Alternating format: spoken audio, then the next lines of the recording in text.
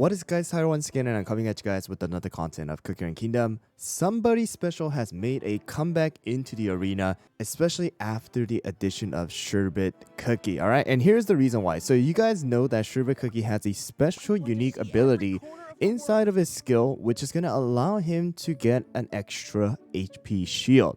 Alright, so the warm light of life is going to allow 55% of the healing that exceeds his max HP to be converted into an HP shield, which is also going to be capped at 30%. On top of that, right now, we do have someone like BTS who is also able to give an HP shield to your entire team, especially if you have 3 or more debuffs, and that is going to be right over here, 17.5% of the max HP and with the damage resist. However, because of the fact that we have so many of these HP shields being added into the game right now, and with the addition of Sherbet, who is absolutely broken, we have Dark Cacao who came back. And the reason why Dark Cacao is so good inside of the arena right now to counter some of these teams is because of the fact that we have this right here, the Zap, which is going to be 3% of damage every 1 second for 9 seconds, as well as it nullifies the HP shields that your enemies are going to be able to get. So it doesn't matter if they have the HP shield or not, whether they're getting it after the Zap, as long as that Zap is active, all the HP shields that is going to have that blue marking is going to be nullified. All right. Of course, the reason why Dark Cacao was not used for a long time was because the shields that you were getting, right? Not the HP shield from the BTS, but the shield that Financier was giving cannot be nullified. All right. So the shield of light that Financier is able to give to one of your DPSs couldn't be nullified by Dark Cacao. So because of that fact, there was no real reason to use Dark Cacao just to nullify something like BTS's shield, because you can use something like Purple Yam, Brute, as well as Werewolf, who would just do overall way better damage and support your team. However, because of the fact that Sherbet is an absolute cannon right now inside of the arena, additionally with that HP shield, Dark Cacao is slightly making a comeback in order to counter this particular cookie. So let me show you guys the topping. This build has been shared by Andy Runner on his channel. However, I've tweaked it a little bit just because of the fact that his topping setting was very high and difficult for majority of the players. Even for me, a lot of the Swift chocolate that he had is really good. So here we go. Let me show you guys my build, but you can also refer back to his video, which I'll link down in the description. So here we go, guys. So first of all, Financier is going to be using 5 of the solid almond here, guys, with the focus on damage resist and cooldown. Around 8% is what you wanted. So very similar to how it was with the werewolf comp that we had. And the next one is going to be our Dark Cacao. Dark Cacao is going to also use 5 of the solid almond. You guys can actually go with a 0% cooldown or a lower cooldown than 6.3. But 6.3 is definitely going to allow him to keep up that Zap debuff on the enemies, which will definitely help out in dealing with those HP shield. And then of course, focusing on the damage resist is going to help. And of course, he did actually mention this about attack speed. You don't need it, but in case you want him to use his skill a little bit faster because of all of this frost debuffs, then you know, that will definitely help out, but it is not a requirement. And the next one is going to be Sherbet. This one's the one that is pretty difficult, guys. So Sherbet is using 5 of the Swift chocolate in order to keep up the frost debuff with the shards. However, you need to have at least 22.4%. All right, that is going to allow Sherbet to have a super fast cooldown, which is going to be 3-second start and a 7-second cooldown with the maxed out Jelly Watch.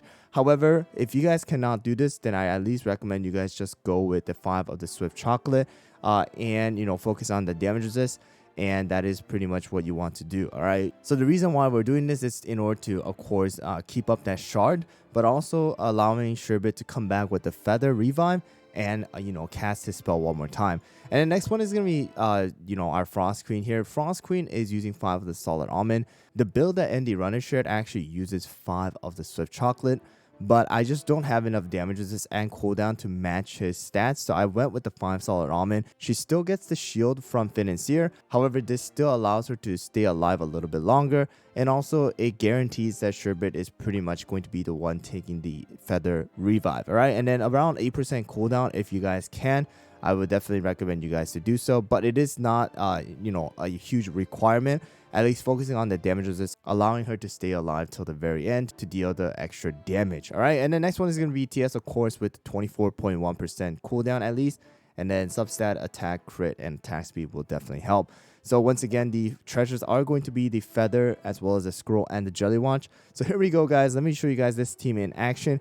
And this team is especially going to counter the Brute, Black Pearl, Frost Queen, Sherbet, and the Cream Unicorn, you know, super fast attack comp that are going around right now. So let me go and see if I can find that inside of the arena. Alright guys, so I have found one of the team right here with Brute. Instead of the Cream Unicorn, they are using the BTS though. It's going to be Sherbet, Frost Queen, and the Black Pearl. So let's go and see how well we do. So here we go.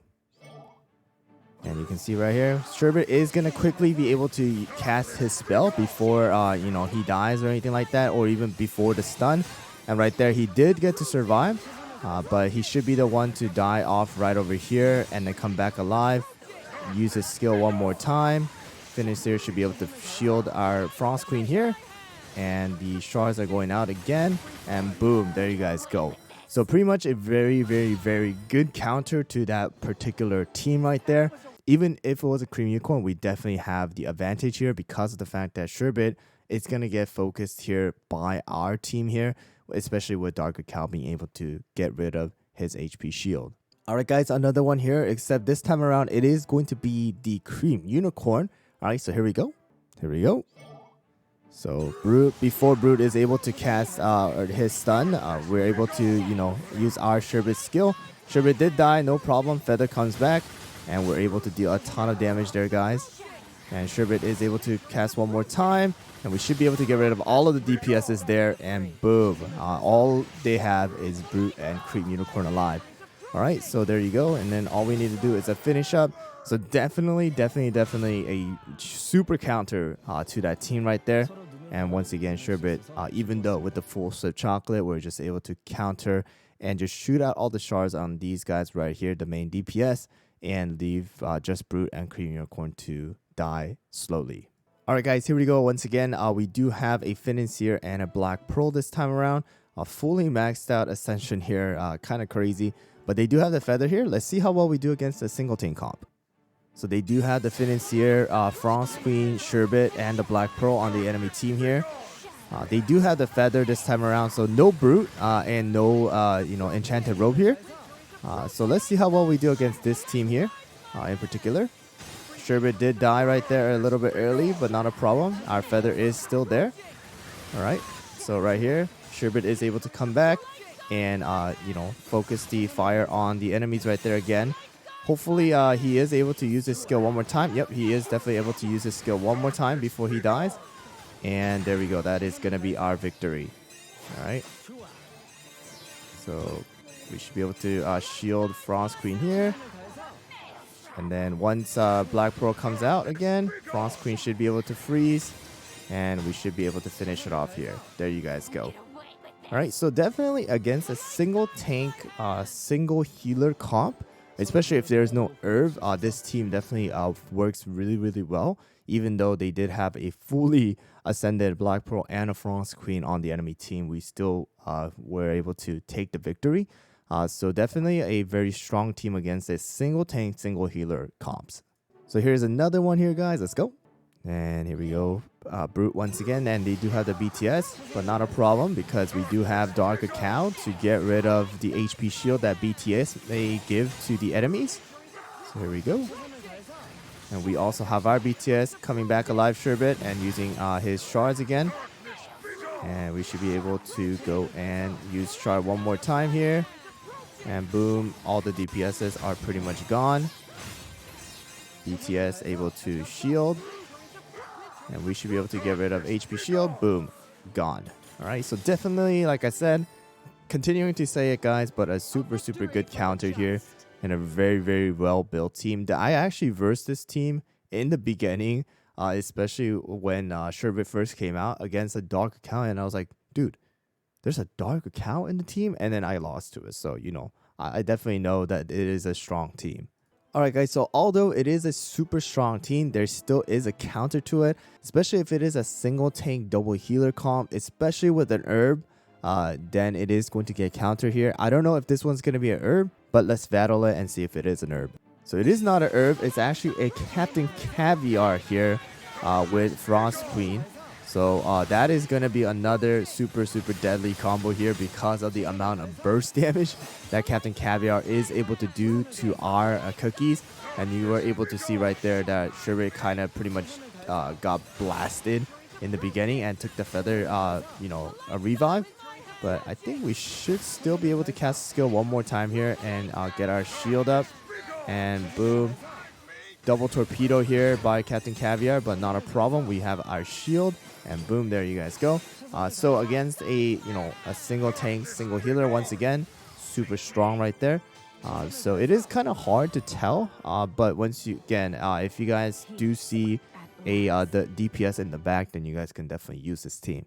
Alright guys, so sadly I couldn't really find a herb team, but I have Burst and herb team, the single tank financier, and then BTS and herb in the back with Frost Queen and Sherbet.